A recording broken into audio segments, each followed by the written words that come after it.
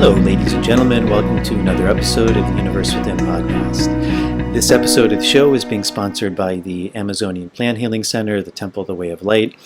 I've recently come back from a couple months working there.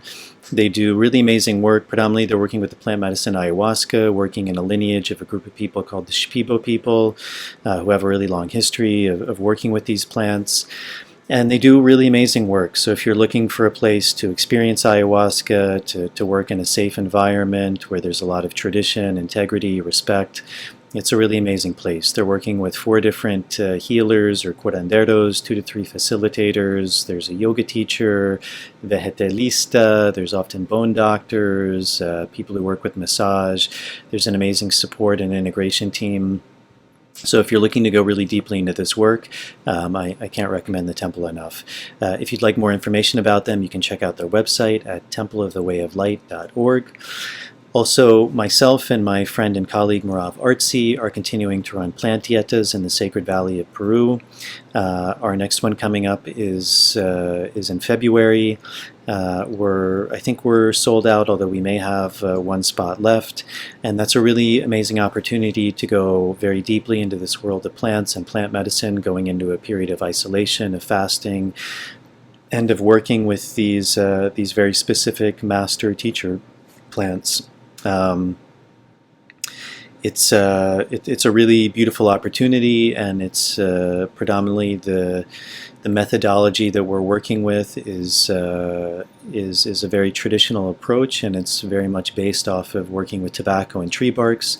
And this interview today is actually a really beautiful opportunity to learn a little more about that, because it's with the person that we both really learn this from. So if you'd like more information about that, you can check out my website at nicotianarustica.org. Also, Marav has a site, tobaccodiets.com. I'll put a link to both of those in the show notes. If you are able to support this podcast, that's a really big help to me to continue to be able to make these videos, to edit them, to shoot them, to produce them, to publish them, and all of that, which does take a bit of work. Patreon is a really beautiful way to support. For as little as $1 a month, you can sign up. There's different tiers you can sign up for. Those tiers give you added benefits, things like early access to these shows, bonus material, Q&As, and that's a really big help. To all the people who have done that, thank you very much. I really appreciate it. And to anyone who is able to do that, thank you very much in advance. One of the reasons I really like that platform is because it is, I think, working on these actually very traditional concepts in the Andes, where I've been spending a lot of time, this idea of aini, of reciprocity, of giving and receiving, or really receiving and giving something back for that. So I really appreciate all the support of the people who have done that. Thank you very much to all of you. There's also the ability to to donate via PayPal. I'll put a link to that also in the show notes, and also with the YouTube channel, there's the ability to join the channel via YouTube now as well. If you are not able to do that, as always, just the very small gesture of subscribing to the show, turning on the notification bell, liking the video, that's a really big help in getting this show out to a bigger audience. And then with the audio version, going on Apple Podcasts, subscribing, leaving a starred rating and a short review. That may seem like a small thing, but it is a really big help. So I think that's it. My guest for today's show is a person very dear to me. He's a man who I spent a number of years studying with, really learning from, and just a really amazing human being. His name is Ernesto Garcia Torres. He's a lot of people would refer to him as a tabaquero, someone who works with tobacco, a curandero, a healer. But as he, I think, very humbly calls himself, he's a guide. He's someone who is really able to connect to these plants, to this world, to the energies that these things are working with, and hold the space and allow people to go into really deep processes with these plants.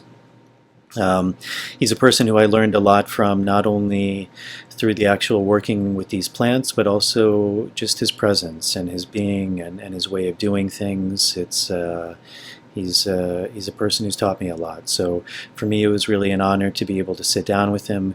We were both quite busy, so we didn't have a lot of time to share.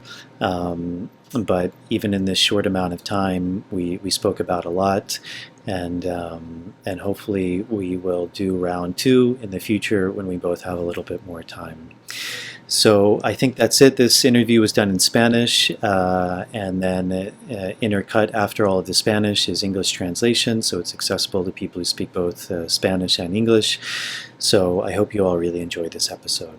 So without further ado, here is my conversation with Ernesto.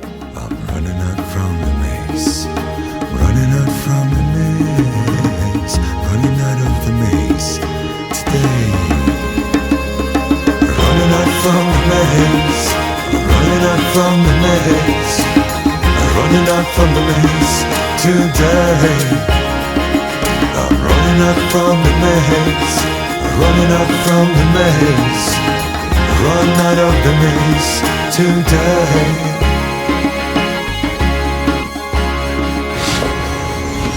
Bueno, Ernesto, gracias por hacer esta entrevista. Yeah. Bueno, entonces, tal vez para empezar, ¿puedes contar un poco sobre quién es Ernesto, de dónde vienes, qué es la historia de Ernesto Garcia Torres? Good, Ernesto. Thank you for doing this interview. Good. So maybe to start, you could speak a little bit about who is Ernesto and where you come from. What's the story of Ernesto Garcia Torres? Bueno, Ernesto ahora pues es curandero, ¿sí? Un curandero tabaquero, ¿no? Pero mi tradición es de 4 razas de seres humanos, como por ejemplo de ecuatorianos, mis ancestros ecuatorianos, brasileros, colombianos y peruanos. En esa cuna ellos eran conocedores de la medicina natural, en especial el tabaco, ¿no? Y nací ahí y físicamente me prepararon desde muy tierno, pequeño, ¿no? Espiritualmente vine para esto, ¿no? Y al transcurrir los años he ido capacitándome mucho más, conectando con los elementos, ¿no? Tanto espiritual, energético y físico, fortaleciendo todos estos cuerpos espirituales mediante el trabajo con la medicina natural y hasta llegar a un estado superior, hablo de poder energético, ¿no? El poder energético se basa puedes conectarte entre la tierra y los cielos, ¿no? Conectado ahí el conocimiento y la curación, ya sea al mundo, animales, seres humanos, lo que sea, para ayudar o curar, ¿no? Y aquí me tiene. Okay, right now Ernesto is a healer, curandero. It's a tabaquero healer, but my race, my lineage is from 4 races. My ancestors are Ecuadorian, Colombian, Peruvian, and Brazilian. Then like a race, I'm a combination from 4 different races. And a part of that, I've grown in the cradle of tobacco, and I've been prepared to work with tobacco from a really young age. And I can say that spiritually, I've been born for that. And with the time passing, I've been practicing a lot and learning a lot more from what is being given to me in the beginning too. And with the time and with actually taking the medicine and doing the medicine, I've been fortifying my spirit, my body, my mind, until I obtained superior energetic power. By energetic power, I mean the ability to connect with earth and with the sky.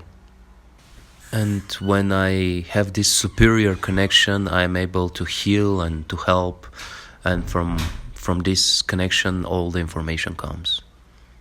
Y en tu niñez, ¿has sentido como un llamado para conectar con el mundo chamánico?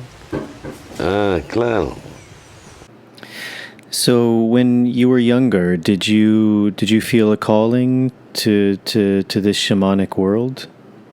Bueno, ya que preguntas, en mi niñez, desde muy pequeño, unos ángeles me cuidaban, 3 ángeles. Estos ángeles anduvieron conmigo hasta los 12 años. A los 12 años, ¿no? Tanta confusión en el mundo con las religiones y creencias diferentes, ¿no? Yo hice una preparación de dietas, ayunos, concentraciones, pidiendo la dirección de que si existe Dios o existe el diablo, o no existe ninguno. Pues bien, lo primero que vino era el diablo. Sí existe el diablo. Hablo espiritualmente. Existe, se puede materializar el diablo. Ya, bien. Pero ese diablo, a lo que viene o lo que quiere que hagas, es como destruir al propio humano y al mundo entero. Me di cuenta su trabajo que es, ¿no? Y ahí vino Jesucristo, el verdadero Jesucristo, ¿no? Yo lo conozco. Vino Él, y cuando Él vino, el diablo y sus ángeles demoníacos desaparecieron. Y al venir o aparecer Jesucristo, he ahí la vida eterna. La vida eterna no pertenece a los humanos, pertenece al Espíritu de Dios que vive en los humanos, ¿no? Entonces, desde ese instante, mi espíritu conoce desde la creación del mundo hasta el fin del mundo, con años, meses, semanas, horas, minutos y segundos. Pero no le es permitido al humano hablar de esas cosas, solo es para el espíritu, ¿no? Entonces, salí de la gran duda que atormenta al mundo, la confusión, que Dios o el diablo, ¿verdad? ¿No? Sí existe, tiene su forma de trabajar. Y Dios también existe, tiene su forma de trabajar. Ahora, el campo de Dios se llama medicina natural o curativa, ¿no? Y podríamos como comparación el campo de la brujería, que pertenece al sistema diabólico. Ambos existen. Y desde ese punto ya llegué a entender por qué nací en este mundo, por ejemplo. Y ahora mi pregunta era, ¿y qué hago aquí? ¿Qué debo hacer? Y ahí el mismo Jesucristo no habla mucho, te dice unas frases, pero que significan mucho, ¿no? Y me habló algunas frases. Y me dijo de que es mi misión esto, de que Él está apareciendo en ese instante para prepararme y yo empezar a curar. Y yo le dije que no quiero curar, ¿no? Tengo vergüenza de curar o fumar un cigarro, ¿no? Porque yo era estudiante, ¿no? Y en las escuelas te prohíben fumar un cigarro, cosas así. Pero el mismo Jesucristo me dio, se llaman dones. Él me dio los dones. Y desde ese momento en que Él me dio los dones, mi mente cambió totalmente. Porque yo le dije a Él, Señor, yo no quiero ser un curandero. Yo quiero fabricar la bomba atómica en el Perú. Y cuando los extranjeros vienen a guerrearnos por el agua del río Amazonas, reviento la bomba. No nos llevan el agua. Y Jesús me dijo, serás más que eso. Me dijo. Pues no entendí en ese momento. Ahora le entiendo porque he ayudado, sigo ayudando a miles y miles de personas, dando la medicina natural y salvando sus cuerpos espirituales para Dios. Ese es el trabajo. Si hubiera fabricado la bomba atómica, los hubiera destruido a todos. Y no era el propósito de Dios eso, ¿no? Ahora lo entiendo perfectamente. Y así estamos en eso. Okay, since you're asking, when I was little, I had the experience of angels coming and taking care of me. There were 3 angels, and I had the experience to have these angels that were taking care of me until I was 12.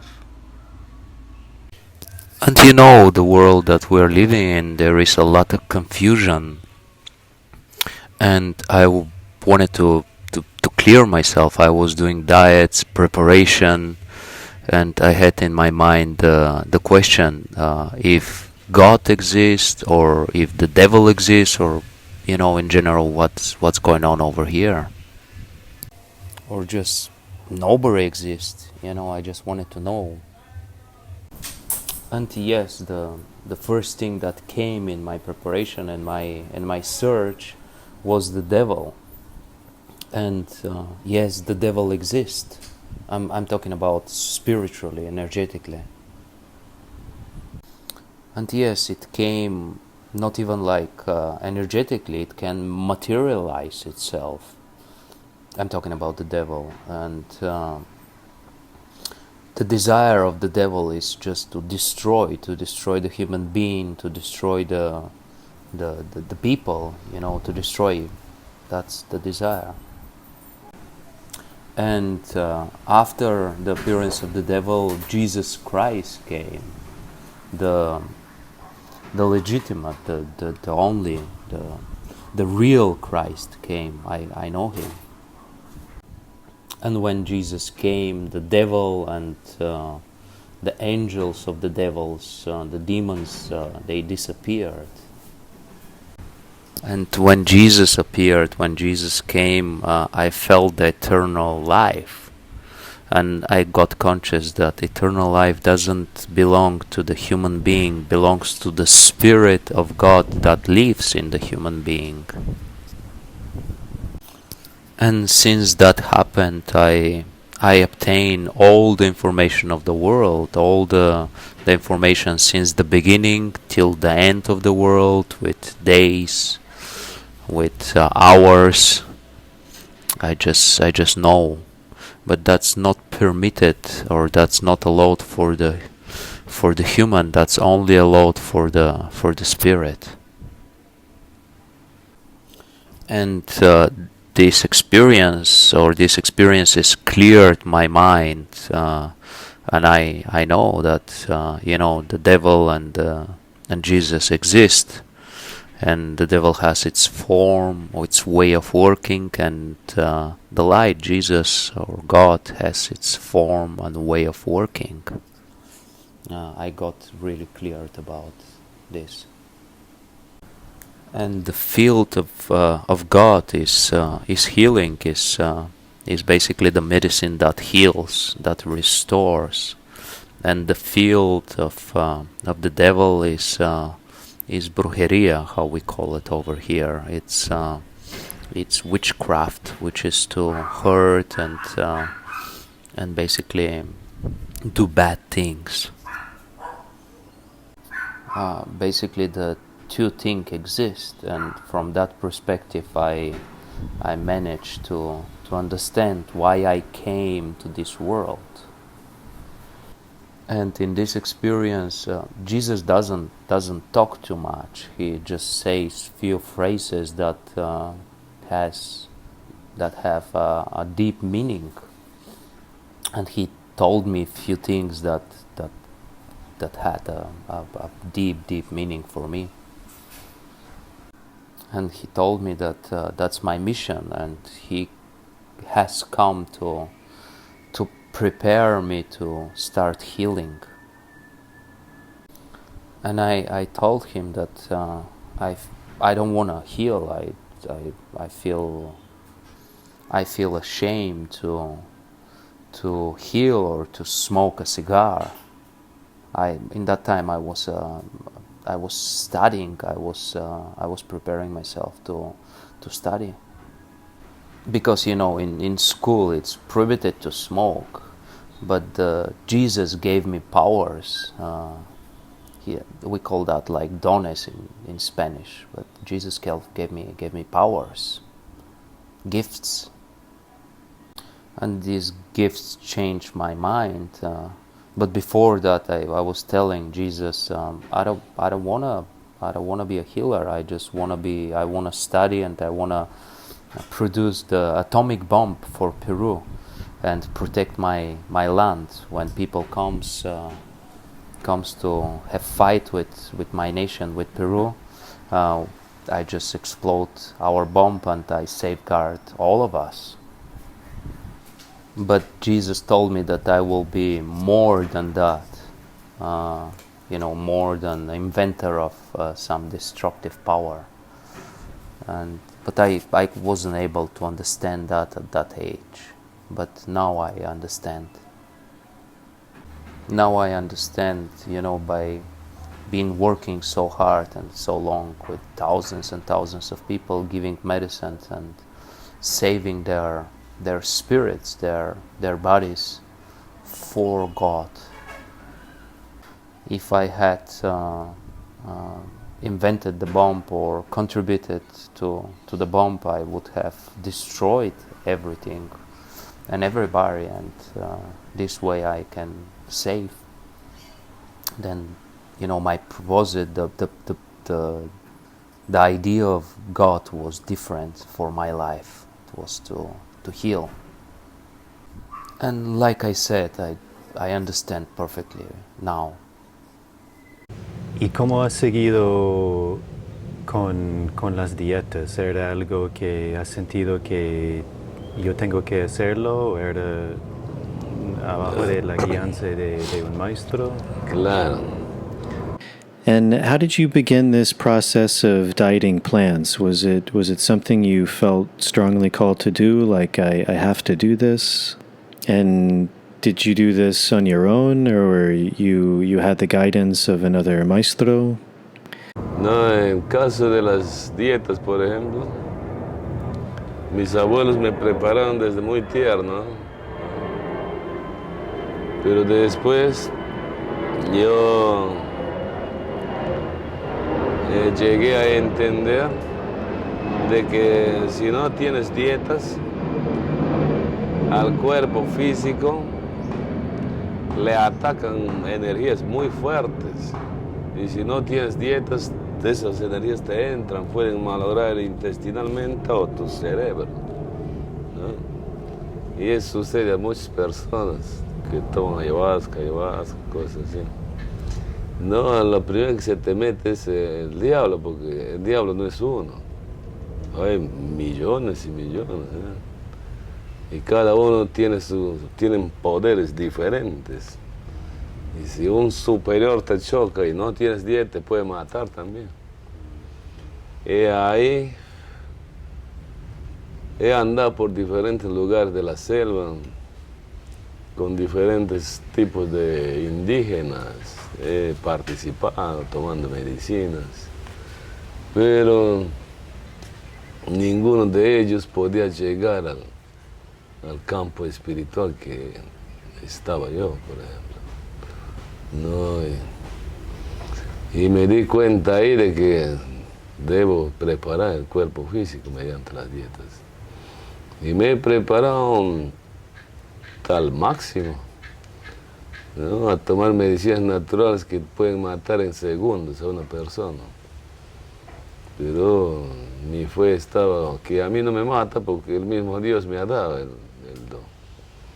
Y no me mató. No. Para eso son las dietas.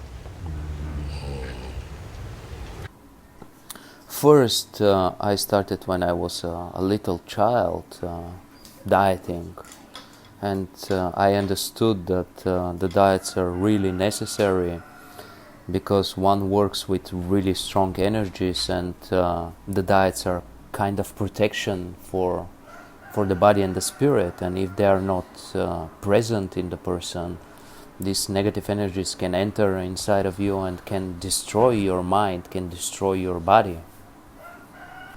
Like a lot of people, that are drinking only ayahuasca, and first the negative energies. There are a lot. There are millions of negative energies that will enter in the body and start distorting and destroying the body. Then diet will help and preserve the person in this path.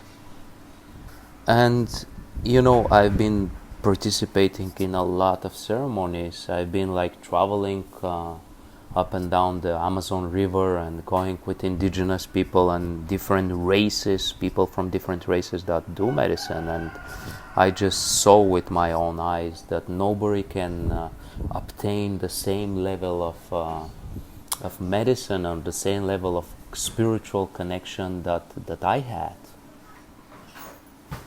And I understood that I need to prepare my physical body with diets, and I prepare myself till the maximum.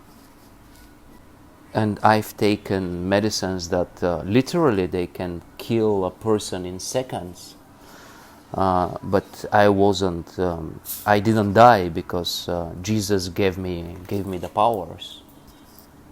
And yeah, it didn't kill me, and that's why the diets are for. Yo recuerdo mi primera dieta contigo. Yo tomé tabaco y las primeras 3 días yo estaba seguro que yo voy a morir porque era tan fuerte. ¿Por qué las medicinas naturales tienen esta fuerza hasta el punto de muerte? Claro. So I remember my first dieta that I did with you, where I drank tobacco, and I remember the first 3 days, I thought for sure I was going to die because the medicine was so strong. So why do these plants, these natural medicines have or can have such a strong effect, even to the point where we feel like we might be dying?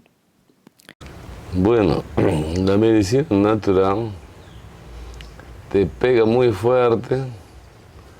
Antiguamente los ancestros te hablaban así, ¿no? Cuando la medicina quiere curarte, te pega fuerte.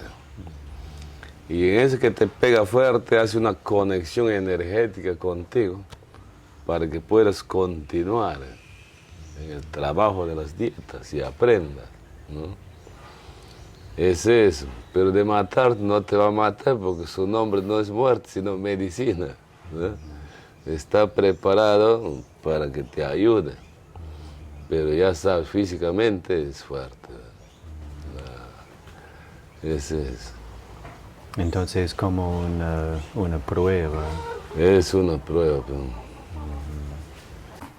I will answer you from the ancestral point of view, and my teachers, my ancestors, when I was studying, they were saying me that the medicine is so strong, and when it's so strong, it can make like a really deep connection with you, and basically the medicine, if it's strong, they were saying it wants to heal you, it wants to help you, and in this strongness of the medicine, one finds the connection with the medicine.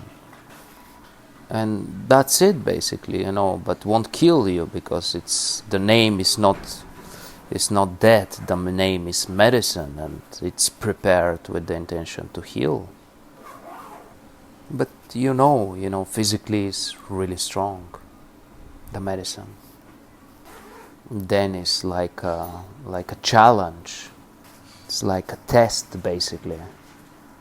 Yeah, it's definitely, it's like a test. That's a good way to describe it.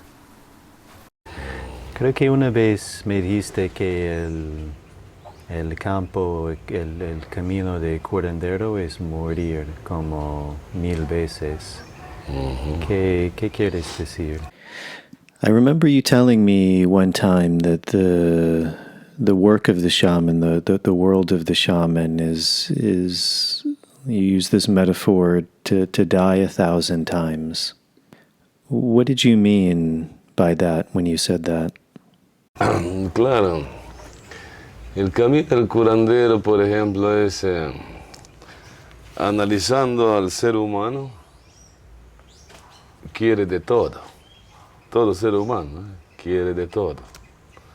Pero cuando tú entras al camino del curanderismo, vas entendiendo que el querer no es solo una pasión humana.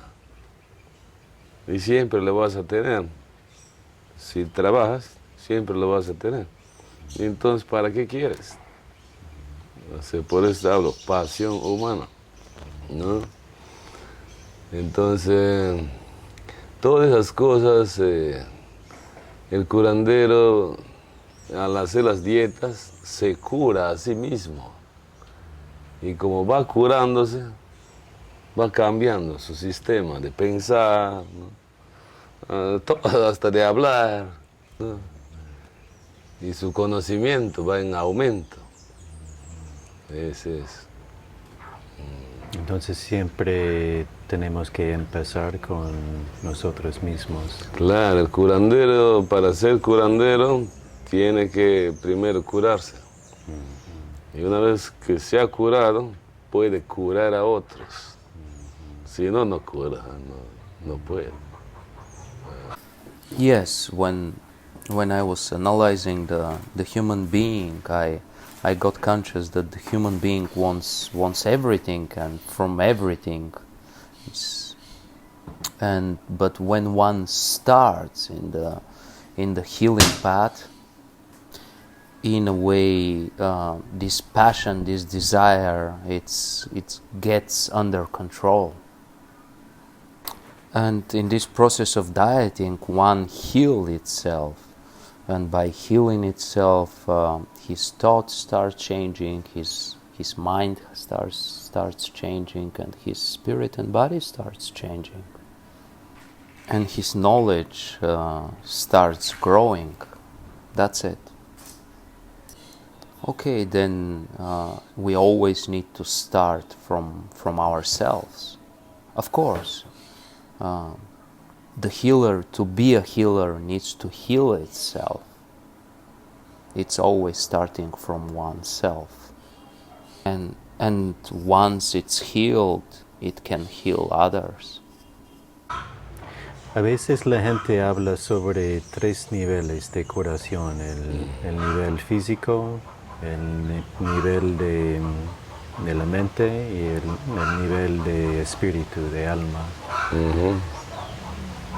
¿Piensas que existe y hay enfermedades diferentes de todos los niveles o todos han venido del nivel espiritual y después viene con confusión o con problemas físicos?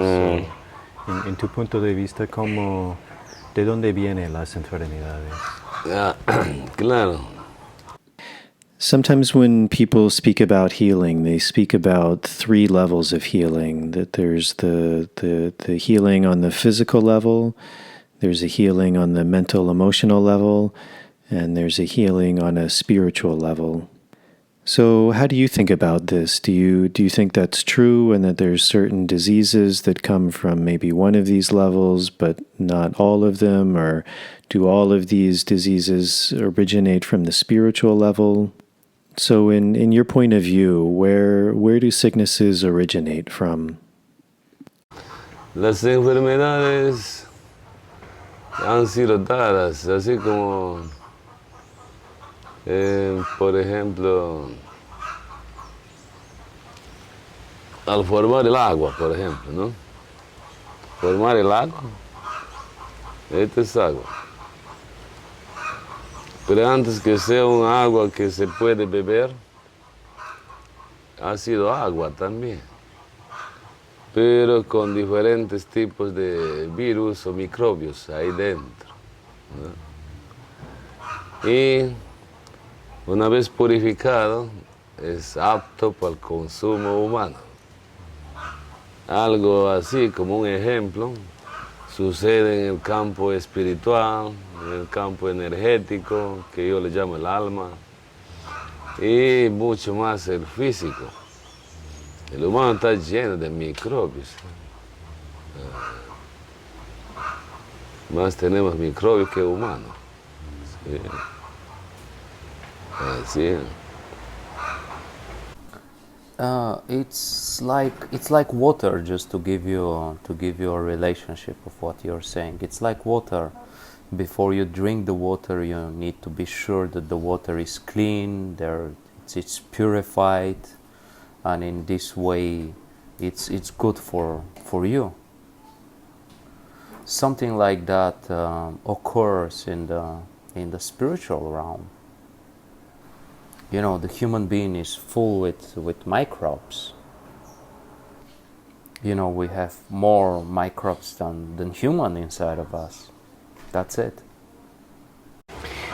¿Y por qué sientes esta conexión con tabaco? Por ejemplo, mucha gente conoce plantas como ayahuasca, huachuma, peyote, pero poca gente conoce tabaco como medicina. Solo conoce como cigarrillos. Claro. So why do you feel this strong connection to tobacco? A lot of people, they may be familiar with some of these master plants like ayahuasca, huachuma, peyote, but not so many people know of tobacco as a medicine. Many people probably know about tobacco like as cigarettes, but again, very few people know it as a medicine. No, tabaqueros, por ejemplo, existen muy pocos. ¿Por qué? Porque el trabajo con tabaco es muy fuerte.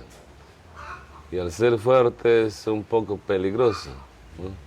Peligroso por la persona, si no está preparado, no puede dar tabaco a alguien, ¿no?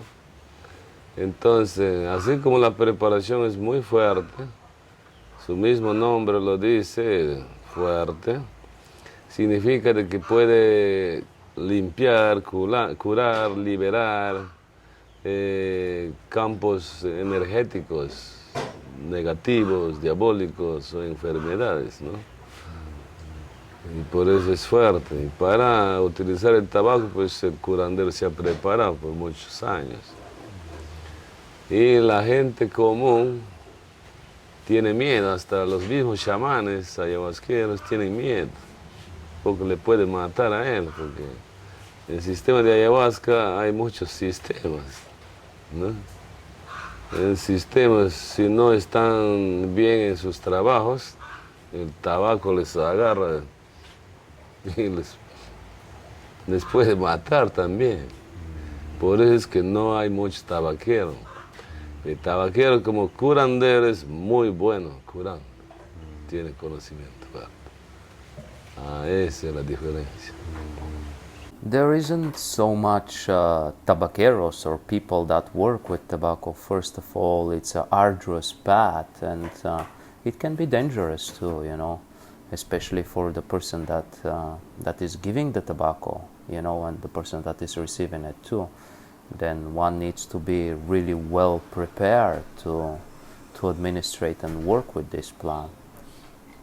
And since it's so strong, it has the power to clean the body from blockages, energetic blockages, devils, you know, bad energies.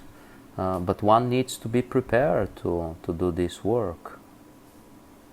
And the common people, or even like the ayahuasca shamans, you know, have fear from tobacco, because it can kill you, you know, if you're not prepared.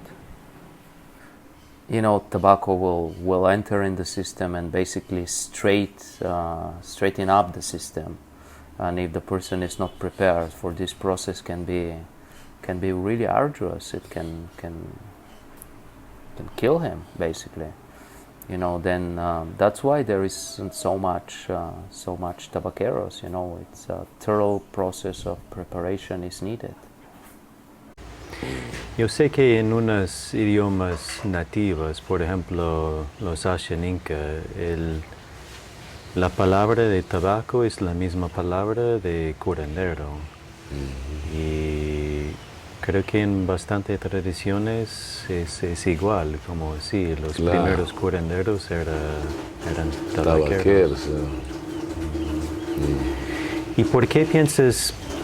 Porque en el mundo ahora mucha gente, muchos extranjeros tienen ganas de tomar ayahuasca o plantas medicinales. Para ti, ¿qué están buscando? I know that in a number of indigenous languages, like for example the Ashaninka, their word for tobacco is basically the same word as the word for curandero, or a doctor or a healer. And in a lot of traditions, it's similar, that the first curanderos were actually tabaqueros, people who worked with tobacco. Also, right now in the world, there's an increasing interest from foreigners. They want to come and try these plants like ayahuasca or wachuma tobacco.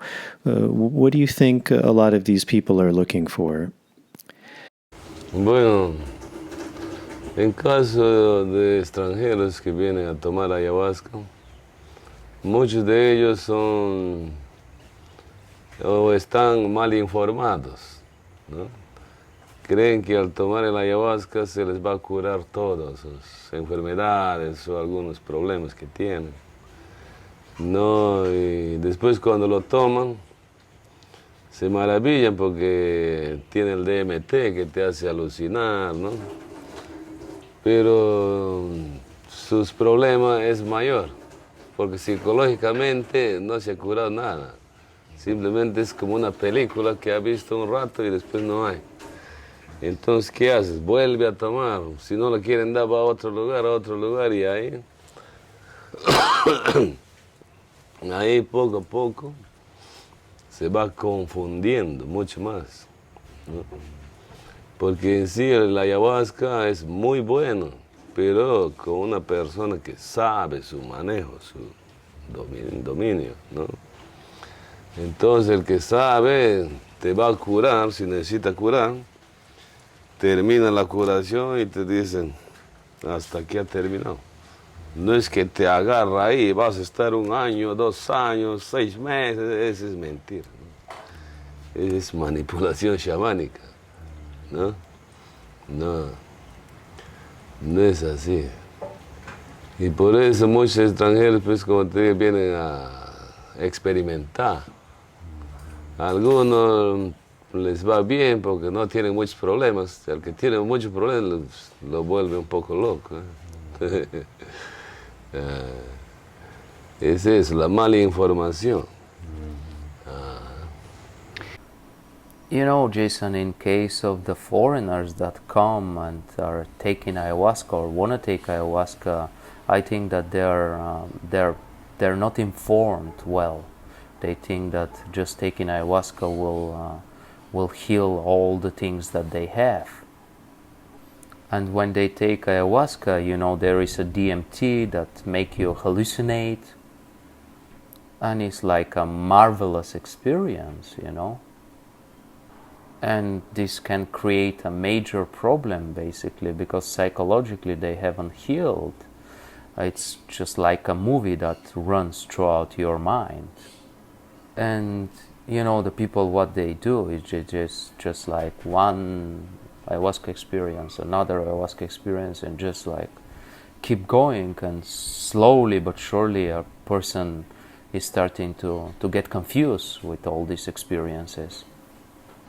You know, in itself, ayahuasca is a really good plant, but needs to be taken with a person that knows how to use it, how to dominate the experience and guide it. And a person that knows it will perform the healing in just a few rituals, you know. It's not something that one needs to keep coming to and keep coming to and keep coming to. If this is the case, that's not valid. You know, not if when the healing is made and the chapter is closed, one doesn't need to do it constantly. You know, that's like shamanic manipulation, to call it. And that's why a lot of foreigners are coming to experiment. And you know, the people that doesn't have so much problems, it's okay for them. But the ones that has a lot of problems, you know, it just can drive them crazy. It's like being not well informed, basically. Y en la práctica tuya, ¿qué ves? ¿Qué son los problemas más comunes que ves en tu práctica cuando la gente llega? ¿Tiene depresión, están deprimidos, o con susto, con trauma, o más es problemas físicos? So, in your work, in your practice, what do you see are the most common problems that people come with? Do you see that the majority of people are coming because they're depressed, or they have trauma, or they're coming with physical problems? No, más es problema emocional.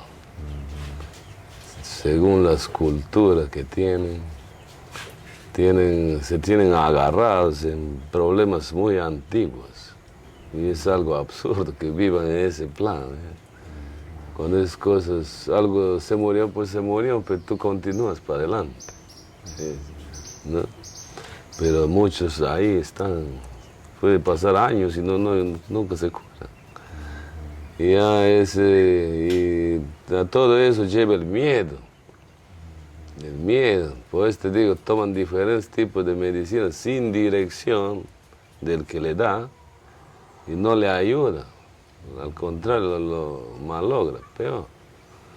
Porque si le ayudaría, cambiaría, es diferente.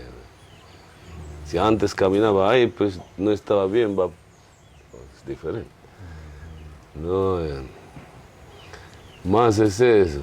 Pero gracias a la medicina que tenemos aquí, tanto espiritual, energético y físico, se limpian las personas y después se los nota en su mismo semblante, en su forma de actuar. Han cambiado. ¿Por qué? Porque han limpiado energías no buenas de sus cuerpos. ¿No? Es eso. I think it's more emotional problems, and depending from the culture that they are coming, is just like old ancestral problems. And you know, for me it's just absurd that people are still holding on these stuffs, you know, when something is dead, and you just continue. But you know, a lot of people are there, and even years can pass and they don't heal. And the base of all that is fear, you know, and that's why I'm saying they're taking all these different medicines without direction. And like I said, you know, that doesn't help, you know, on the contrary, even that will do more harm than good. It's more like that, you know, it's just what's going on. But with the medicines that we have over here, you know, energetically, spiritually, and physically, it will clean and heal. ¿Podrías explicar un poco cómo trabajas? Por ejemplo, cuando llega un cliente, ¿qué haces el diagnóstico? ¿Cómo podrías decidir lo que necesita? ¿Cómo puedes ayudar? ¿Qué es la práctica de curación? Can you speak a little bit about how you work? Like, for example, when someone comes to see you, how do you do a diagnosis on them? How do you decide what problem they may have or what medicine they may need? And how do you decide how you're going to heal them? So basically, what is this practice like of healing someone? Bueno, en caso personal, el diagnóstico es una conexión entre la Tierra y los cosmos, ¿no? Para entender. Para los que creen en Dios, es la conexión de Dios directo. Desde ese momento en que lo agarro al paciente, estoy conectado en un campo energético de luz. Físicamente estoy aquí, pero en ese instante estoy conectado. Y al estar conectado es como, así como me ves y me escuchas, yo puedo ver las enfermedades y escuchar, y cómo puedo curarle o ayudarlo, por ejemplo, ¿no? Es eso, no es fácil eso, tiene que pasar muchos años, tanto práctica como conexión. Eso es. Okay, you know, in my personal case, the diagnostic is a connection between Earth and space and cosmos and Earth and sky, basically. And for the people that believe in God, it's just a direct connection with God. Like for me, it's like being connected with a energetic field of light, and being connected with this energetic field is like you see me right now, and that's the way that I can see and hear and smell the sickness or the illness, you know, and I know what to do in this state and how to heal it. And that's definitely not easy, you know. A lot of year needs to pass in practice and in connection. Yeah, that's it, basically. ¿Y cómo es el proceso de hacer una dieta? ¿Y por qué la dieta es tan importante? And what is this process like of doing a diet? And I guess even to go back further, why is a dieta, doing a diet, a plant diet, so important? Bueno, la dieta es tan importante porque normalmente el cerebro es esto, mira, ¿no? Y mediante la dieta, ese cerebro hace su trabajo, un duro trabajo, ¿no? Y llega a un punto a abrir una pequeña puertita. Y esa pequeña puertita, y ahí se producen los sueños o visiones, ¿no? Pero para el humano es bastante soñar bonito, ¿no? Cosas. Pero ese trabajo de la dieta ha abierto eso, para el humano es mucho. Entonces, poco a poco, las dietas van formando al cerebro a ser más blando o fácil de entender a la naturaleza, ¿no? Porque una vez dietado, este cerebro debe hacerse así.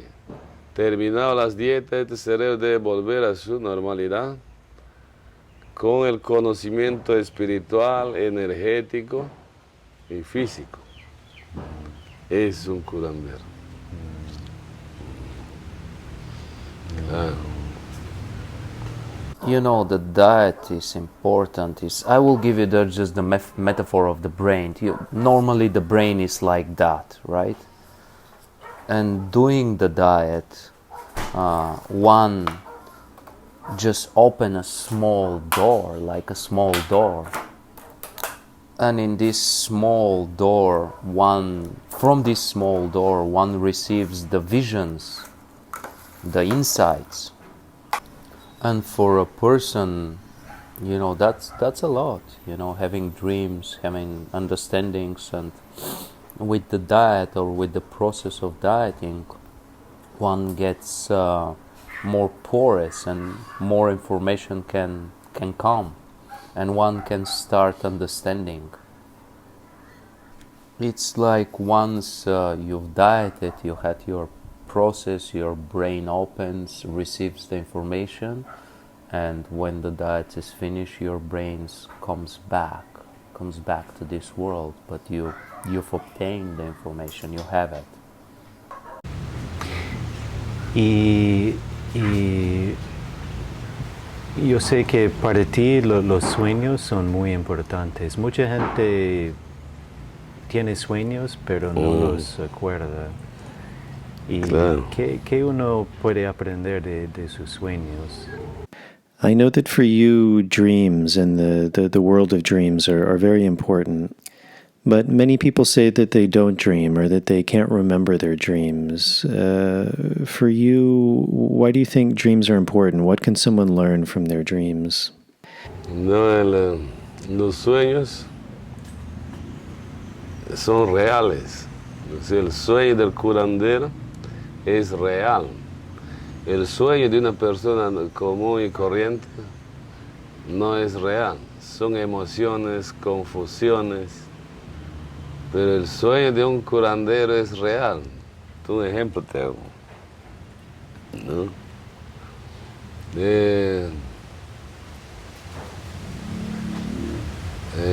Por ejemplo, en la selva los antiguos van a pescar por la mañana, un día antes, están durmiendo, y de pronto alguien saca la caña de pescar, lo jala al anzuelo y a uno de ellos ¡pah! Lo prende el anzuelo y ¡pah! Se despierta y ya está muy preocupado. Mira, para un humano normal es un sueño. No significa nada, pero para ese curandero sí significa peligro. ¿Por qué? Ya la gente va a la pesca y de pronto alguien por ahí ¡pah! Le mordió la serpiente. Era el sueño del anzuelo. Entonces, los curanderos sueñan real. La diferencia con un humano normal. Yeah, it's like dreams. The dreams of a healer are real, and the dreams of a common person that hasn't been, dieting or preparing itself, they are not real. It's like the common person's dreams are confusion, and the dreams of a healer are real. I will give you an example of what I'm talking about. Let's say that people from the jungle from old times. They are going to fish tomorrow, and tonight they go to sleep. And in sleeping, they dream that when they cast the fishing net, the hooks the person that is next to him, or hooks him, and he wakes up. Normally that for a normal person can be like whatever, it's just a dream. But there is so much information for a person that is being prepared in this dream. For this person that is prepared, the significance of that is just danger. And let's say that they go fishing and somebody from the group is being beaten by a snake. It's there. It's the dream of the hook, representing or unveiling himself. That's why it's danger. And that's why the healers have real dreams and the common person doesn't. Una vez me dijiste que ser curandero no es jijiji, jojojo. No es fácil. Porque mucha gente, creo que ahora mucha gente quiere ser curandero, guía, sanador. Pero ¿por qué no es fácil? I remember one time you told me that to be a curandero is not he ho ho ho, basically meaning that it's not a joke, it's not easy. It seems like in this time there's a growing interest from people that they want to be a shaman or a guide or a healer. Why do you think or say that this isn't an easy path? Claro que les hablo así, de que ser curandero no es fácil, porque no solo es tomar medicina natural y eres un curandero. No, tienes que tener conexiones con los elementos, tanto espiritual, energético y físico, ¿no? Tienes que tener conexiones con todo lo que es sistema tierra, ¿no? Y los elementos. Tienes que tener conexiones con los cosmos. Y estamos hablando pues, de años, no una semana tomo ayahuasca y soy un chamán, no, años, ¿no? Entonces tienes que tener conexión con los cielos, ángeles, vírgenes, santos, si hay por ahí. Después de esas conexiones, tienes que tener un permiso de la naturaleza y del propio Dios para que tú puedas, humanamente hablando, ser un maestro, como dicen. Y para mí no somos maestros, el único maestro es Jesucristo, porque está en cuerpo glorificado. En un cuerpo humano puede sonar diferente ser maestro. Podemos ser guías, sí. ¿Por qué? Porque conocemos un poquito más que otros. Podemos guiar. Pero maestro es solo Jesús. Yeah, of course. I'm saying that because it's not only taking a natural medicine and you become a healer. You need to have connections. You need to have connections with the elements. Spiritual, energetic, and physical elements. You have to have connections with everything that is in the earth, for saying it in a way like with the earth, with the elements. And you need to have like connections with the cosmos, with the universe. It's not like in 1 week you take ayahuasca and you're ready, you're done, you're a healer. You need to have connections with the skies, with angels, virgins, with all that is there, basically. And after the connection, you need to have a permission from nature and from God itself. You know, to be like to say it, like to be a master, to be a healer. But for me, I'm not a master. You know, the only master is Jesus Christ. And that's it, because he is in a glorified body. You know, for us human beings, we can be guides. Why? Because we know a little bit more than others, and we can guide with this knowledge. And like I said, you know, the only master is Jesus. Entonces un buen guía siempre está conectando con Dios. So you're saying a good guide is always connecting with God.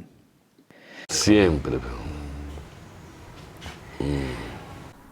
Yes, we always need to connect. Y si uno quiere venir y probar tabaco, plantas de acá, ¿qué le puedes recomendar a esa persona? And so, Ernesto, if someone is interested in coming down and working with these plants, what would you recommend to this person? What recommendations would you give them? Bueno, si puede venir, pues es bienvenido, pero si no puede venir, para eso están ustedes. En cualquier país donde se encuentre, den medicina a la gente, porque ustedes mismos dense cuenta, la gente está que se muere por una y otra forma. A veces ni debe de morir, pero muere porque no conocen, no saben qué van a hacer, están confundidos. ¿Cuántos años hemos vivido y nadie nos ha enseñado a curarnos, por ejemplo? Y la gente se muere, ¿no? Entonces ustedes están para eso, ayudar a la gente. Lógico, tiene un costo, es natural, es normal, pero ayuden, curen a la gente. El mundo necesita eso.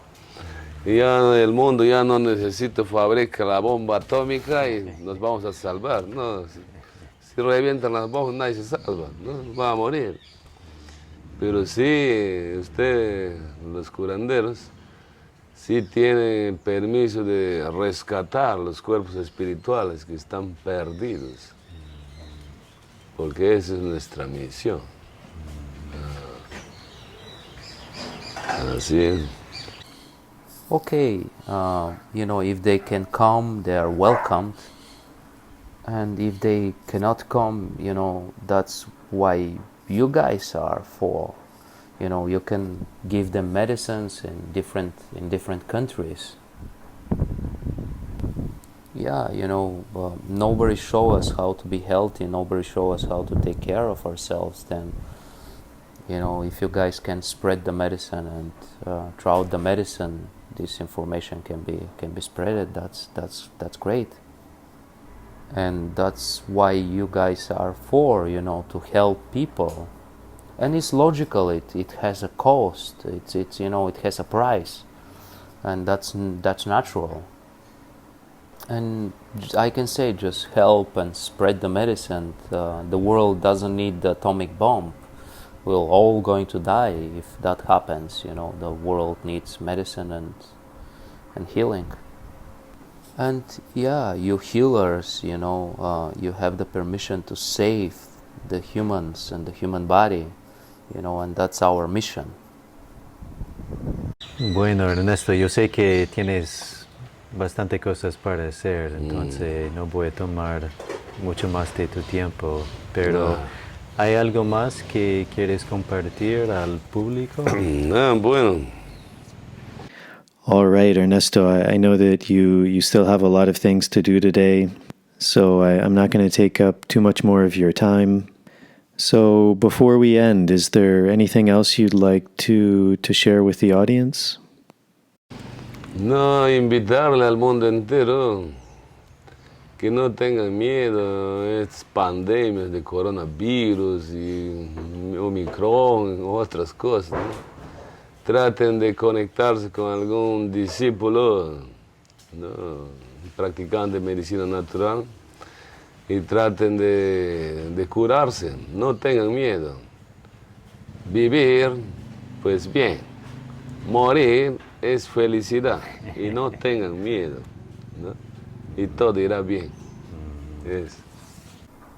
Yeah, I want to say that we need to let go of fear and live our life, you know.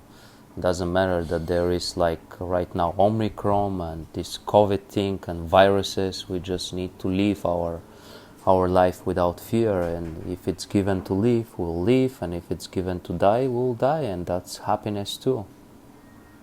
Sí. El gran virus es el miedo, ¿no? Claro.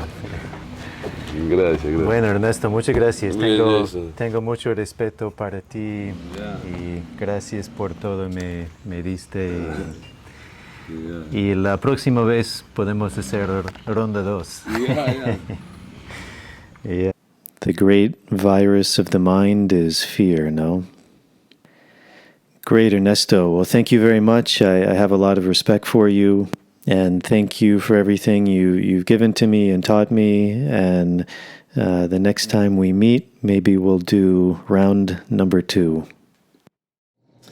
All right, everybody, that is it. I hope you enjoyed this episode. As always, if you're able to support this podcast, Patreon is a really good option. It very much works on this Andean principle of Aini, of reciprocity.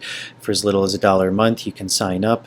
So if you feel like you've gained something from this show, that's a really beautiful way to show your support.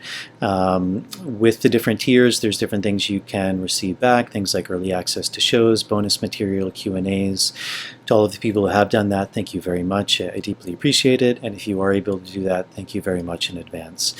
There is also the option to direct donate via PayPal. Also with the YouTube channel, you can join directly now.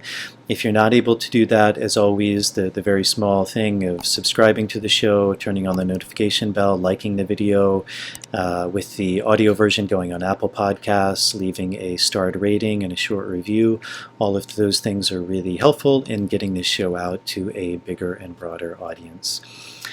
So I think that's it for today's show. My next 2 guests are going to be 2 Shipibo curanderos who I've both worked with, Richard Urquia and Benito Ramos. Again, it was really a pleasure for me to be able to sit down with them and have them share a little bit about their journeys and this work of plant medicine.